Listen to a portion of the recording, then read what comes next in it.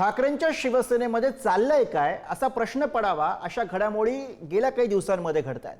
अशातच आज नाशकामध्ये नाट्यमय घडामोडी घडल्या. राऊतांचे खास समजले जाणारे सुधाकर बडगुजर यांना ठाकरेंनी पक्षामधनं बाहेरचा रस्ता दाखवला. बडगुजर आता भाजप आणि शिंदे सेनेच्या वाटेवर असल्याच्या चर्चा रंगल्या, पण या दोन्ही पक्षामधनं बडगुजर नको असा सूर उमटला. बघूयात हे का घडलं आणि कशामुळे घडलं. राऊतांचे खास बडगुजर यांची ठाकरेंच्या शिवसेनेतून हकालपट्टी. पत्रकार परिषद सुरू असतानाच उद्धव ठाकरेंचा आदेश.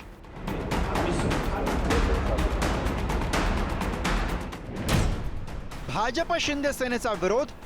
बडगुजर सर्वांनाच का नकोसे. आदरणीय उद्धव साहेब आणि संजय राऊत साहेब यांचाच आता फोन होता. त्या ठिकाणी पक्षाविरुद्ध कारवाई केल्यामुळे बडगुजर यांना पक्षातून काढून टाकण्यात आले.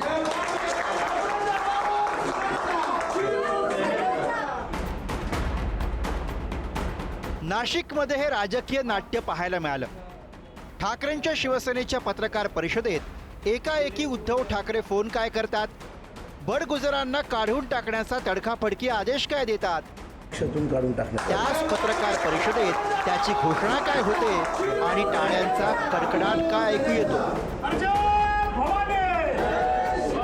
दत्ताजी नाना गायकवाड यांना आदरणीय राऊत साहेबांचा फोन आला की सुधाकर बडगुजर जे उपनेते होते त्यांची पक्षातून हकालपट्टी करण्यात आलेली आहे. अहो, नियुक्तीला 3 महिने झाले. नाराजगी दुसऱ्या दिवशी, चौथ्या दिवशी, 8 दिवस, 15 दिवस, काहीतरी कारण पक्ष सोडायचा किंवा भाजपला जाऊन मिळायचं म्हणून त्यांनी ते संभ्रम अवस्थेत काही कारण सापडत नाही म्हणून माझं नाव नाही घेतलं, परंतु नियुक्ती. काल सुधाकर बडगुजर यांनी ज्या पद्धतीने ते स्टेटमेंट केलेलं आहे ते जर आपण नीट गांभीर्याने बघितलं तर आपल्या लक्षात येईल की स्वतःला ते फार मोठे नेते समजतात. अशा प्रकारचं स्टेटमेंट त्यांनी केलेलं आहे. चुकीचं स्टेटमेंट केलं. ते पक्षाविरुद्ध स्टेटमेंट होतं आणि म्हणून पक्षाविरुद्ध कारवाई म्हणून आदरणीय उद्धवसाहेब ठाकरे यांनी निर्णय घेतला की त्यांना पक्षातून त्यांची हकालपट्टी करायची आहे. पक्षविरोधी वक्तव्य केल्यानं बडगुजर यांच्यावर ही वेळ आल्याचं ठाकरेंनी सांगितलंय.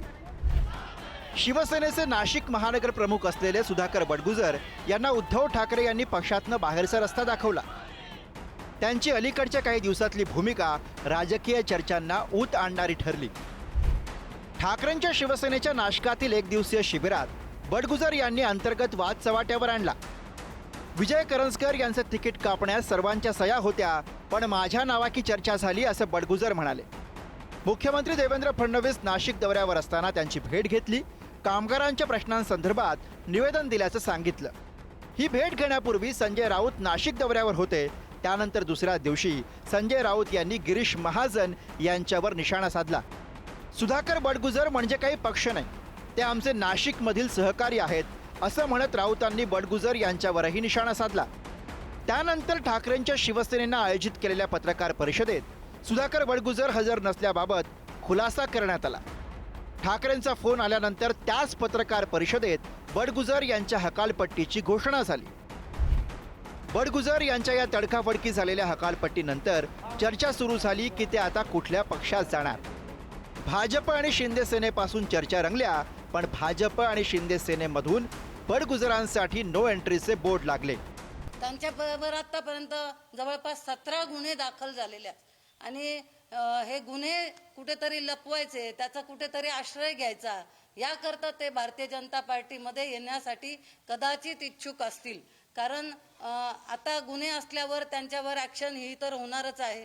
त्यामुळे ती ॲक्शन कुठेतरी टळली पाहिजे. अगदी मोक्का दाखल होणार होता, मोक्का शेवटच्या टप्प्यापर्यंत गेलेला आहे आणि त्यामुळे हे टाळण्याकरता सगळं जे काय आहे ते टाळून आपण परत पक्षामध्ये व्यवस्थित राहू याकरता त्यांनी कदाचित प्रवेश करण्याचं भारतीय जनता पार्टीमध्ये ठरवलेलं त्यांनी असेल.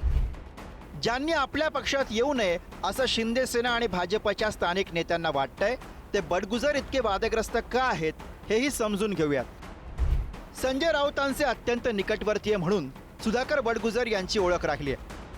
नुकत्याच झालेल्या निवडणुकीत नाशिक पश्चिम मतदारसंघातून ते महाविकास आघाडीचे अधिकृत उमेदवार होते. सभागृह नेते, विरोधी पक्षनेता, स्थायी समिती सदस्य, 2007 पासून सलग नगरसेवक, महापौर पदाचेही ते उमेदवार होते.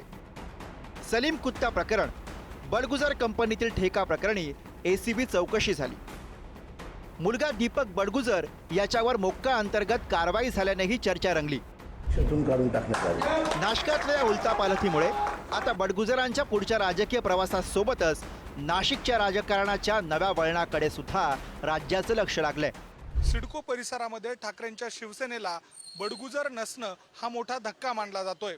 तर दुसऱ्या बाजूला सुधाकर बडगुजर यांची भाजप प्रवेशाची देखील चर्चा सुरू झालेली आहे. आणि त्याच सगळ्या पार्श्वभूमीवर भाजपसह आता शिंदेंच्या शिवसेनेकडनं देखील बडगुजर यांना विरोध केला जातोय. त्यामुळे बडगुजर यांची गच्छंती झाली का अशी देखील चर्चा आता नाशिकमध्ये सुरू झालेली आहे. स्थानिक स्वराज्य संस्थांच्या निवडणुका अद्याप जाहीर व्हायच्या आहेत, पण त्यापूर्वीच राजकीय घडामोडींना वेग आलाय. बडगुजर असो नाहीतर आणखी कोणी, इनकमिंग आउटगोईंगच्या खेळानं राज्याचं राजकारण कसं ढवळून निघणार हे आता बघायचंय. नाशिकहून किरण ताजणेसह ब्युरो रिपोर्ट, पुढारी न्यूज.